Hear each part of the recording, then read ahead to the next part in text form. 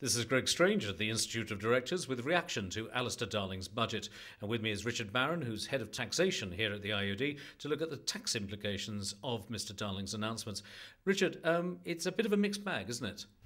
Absolutely. On the tax front, we can see two clear streams. One, some pretty good news for businesses themselves, and two, some pretty bad news for people who run them, people who invest in them, people who work in them. Let's start with those people, because there's a new higher rate of income tax, 50% for those earning more than £150,000 a year. That comes in from April next year. Is this soaking the rich until the pips squeak, to borrow a phrase?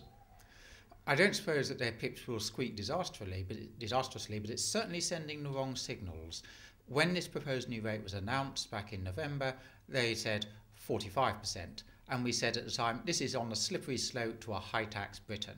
And even before we've started with the new rate, we're already sliding down that slope. It's going to be 50% rather than 45%. Now, OK, maybe these people can afford it, but it sends a signal. It might be 55%. It might kick in at a lower income level, perhaps 100,000 if the government feels it needs the cash, and so on. That's going to put off people who would have thought, yes, Britain's a good home for my money. I'll invest in Britain.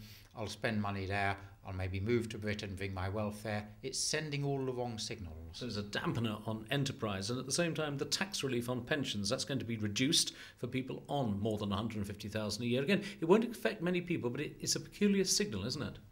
It is. It's also a complete dog's breakfast if you look at the way they've done it. Simply to explain the charge that they're bringing in immediately to stop you jumping in with your pension contributions before the new restriction comes in, it takes 4 documents to explain it, including a 50-page technical description, 15 pages of draft legislation. This is simply not the way to make tax policy. Now, on the other hand, though, there's some reasonable encouragement, or not discouragement perhaps, for businesses themselves. Yes, there is, particularly on the investment front. For 1 year, there's going to be an extra allowance if you buy new plant and machinery. Instead of being able to write off 20% of the cost in the first year against tax, you'll be able to write off 40% of it. And of course, because it's temporary, it may encourage people to get in and make those investments this year rather than next year. So we welcome that. On the other hand, there are some things he might have done. I mean, we're in the middle of this prompt payment scheme, which the IOD has been at the forefront of developing. It would have been rather encouraging to have had some words from the Chancellor suggesting that more businesses take this up. Well, they're working on it. And certainly cash flow does matter very much to businesses in hard times.